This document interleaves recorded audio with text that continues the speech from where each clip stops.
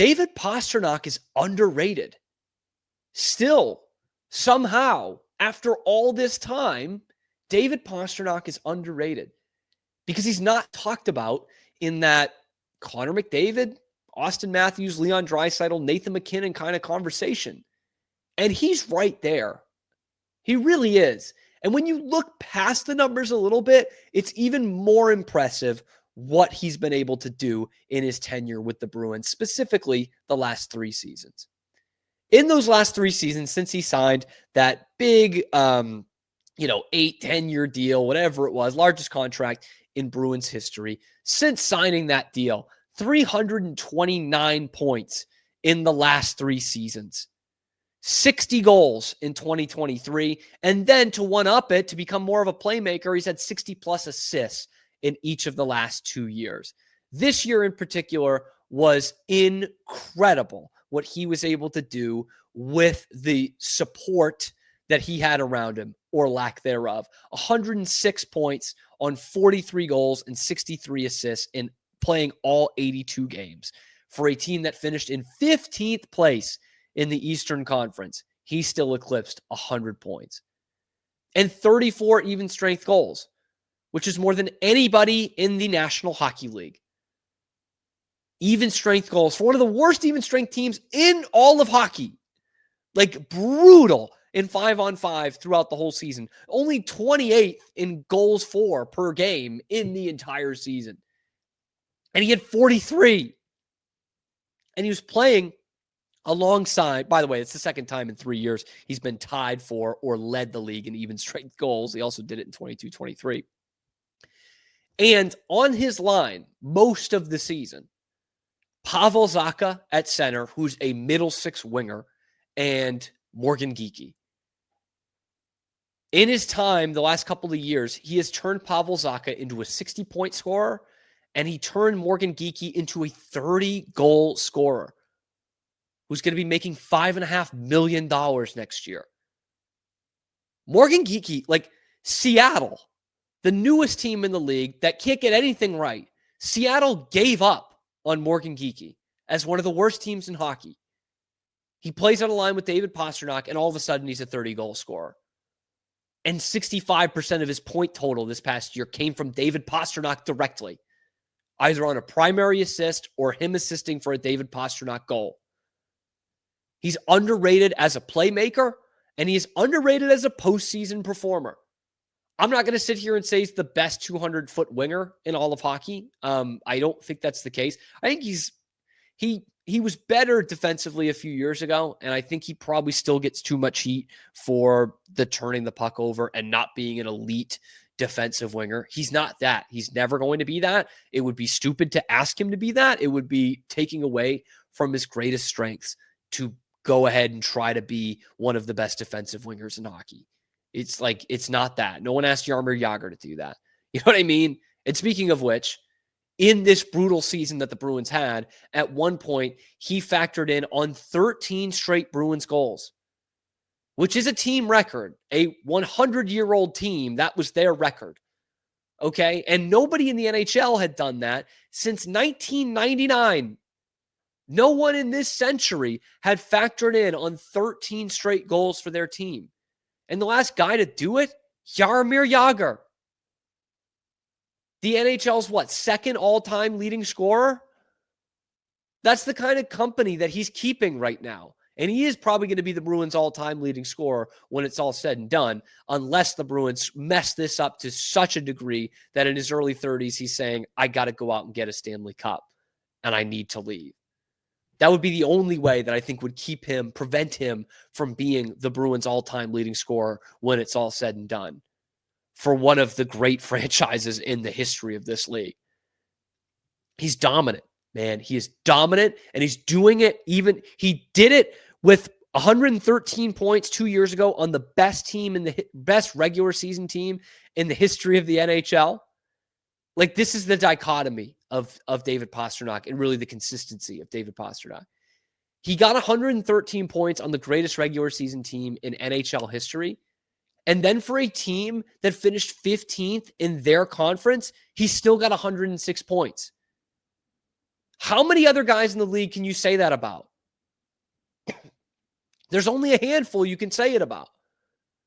Those kind of guys that could do what David Pastrnak just did are guys like Nathan MacKinnon, Connor McDavid, Nikita Kucherov, maybe, Sidney Crosby. Like, that's the kind of company we're talking about with this kid.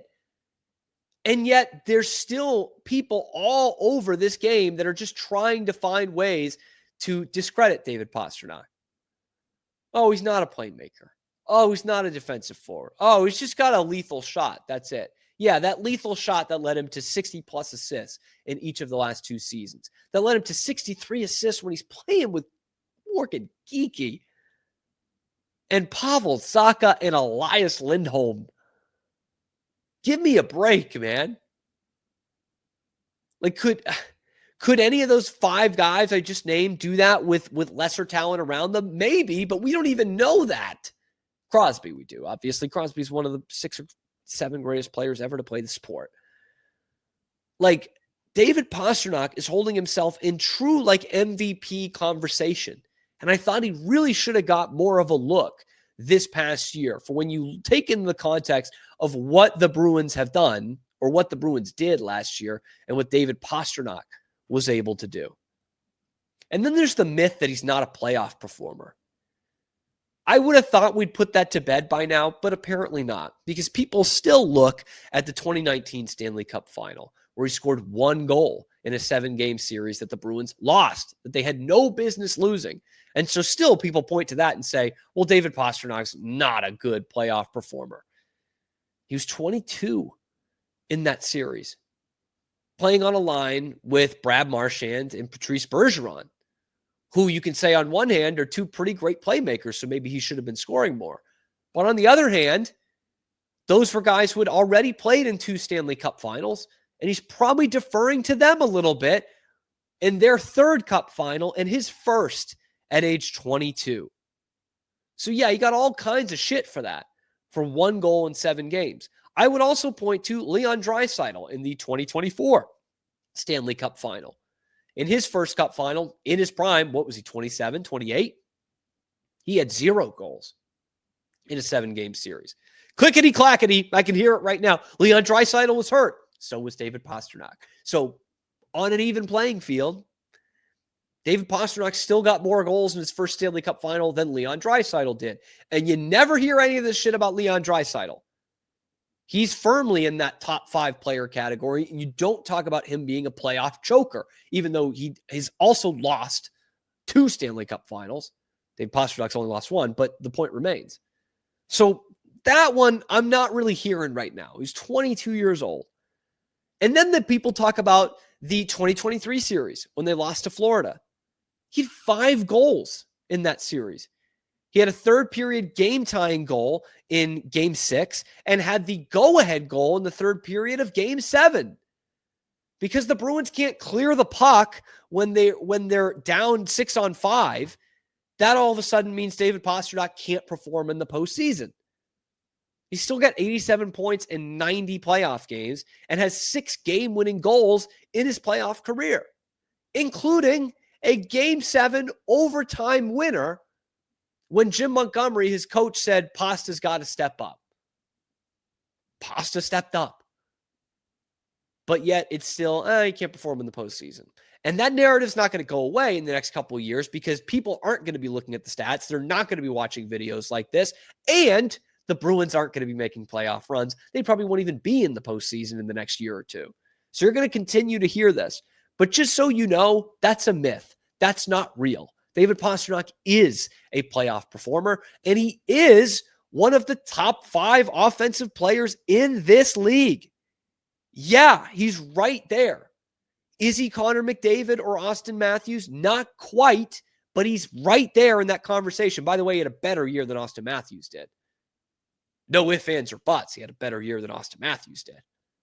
Like, not particularly close. But like, you want to put Matthews and McDavid and MacKinnon over him? Sure. I'd hesitate at Leon Draisaitl. I think they're both probably about the same. And that's not a knock on Leon Draisaitl. That's a compliment to David Pastrnak. So, like, at worst, he's the 5th or 6th best player in the league, offensive player in the league right now. And yet, do you hear David Pastrnak thrown about in those conversations? I bet you don't.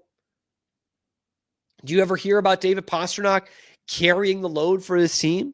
I mean, they would have been picking number 1 or 2 this year. They would have been the Blackhawks or the Sharks if they didn't have David Pastrnak on this team. Did it make them all that much better? No, but he had a team that completely crumbled around him. Like, I mean, the performance before the trade deadline was pretty bad anyway, and then they trade any semblance of good talent that they had outside of David Pastrnak at the trade deadline, and he continued to produce. That stretch where he factored in on 13 straight goals, that thing that nobody had seen in the NHL in 25 years, that was after the trade deadline. That was when he had nothing around him. He was still carrying this team. So for those of you who still think David Pastrnak isn't clutch and isn't one of the top 5 or 6 offensive talents in the NHL, you're wrong. You're part of the myth. You're on the wrong side of history here. And it's really too bad that the Bruins are probably going to waste David Pasternak's prime here, because we are talking about prime. Okay? He just went through his age 28 season. Like, he's still firmly in the prime right now. And it does go to show that you get a draft steal and a guy who's going to be one of the greats in Bruins history, and it's the year before Don Sweeney takes over. That's a Peter Chiarelli draft pick at 25th overall at the end of the first round in 2014. Let me know what you guys think in the comment section below. Is David Pastrnak still underrated? I think so, because I think he's one of the very best players in this entire league. Let me know in the comment section below. Be sure to like the video, subscribe to the channel if you love David Pastrnak and the Bruins. We're talking about the Bruins every weekday, live at high noon Eastern time here on YouTube or wherever you get your podcasts. So check out the other videos on the channel talking Bruins and everything else going on in the world of Boston sports. I'm your host, Cam Stuart. Zach Burke keeps us on the air 5 days a week.